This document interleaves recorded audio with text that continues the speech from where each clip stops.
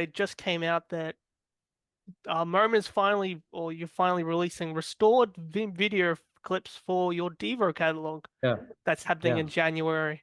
So yeah. who's been doing that? Who's been doing all the restoring? Guy, Peter Conheim, he was in a band Negative Land, and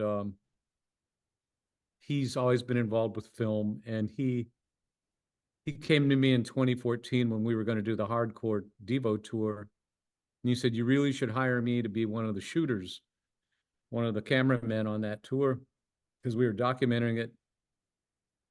Because that was my brother's idea, and then he died, and then so we were doing the hardcore tour in honor of him just a few months after his death. And that's why we brought his son on stage, Alex, who's a great bass player. And so I said, "Okay, Peter," and I hired him. And because we were hanging out during that shoot, we started talking about his film restoration and how Devo needed to restore their films of these, because we shot on 16 millimeter in the early days using this Kodak Ektachrome color reversal stock, and clearly it was never meant to last, and the films hadn't been put in a temperature and humidity controlled vault or anything.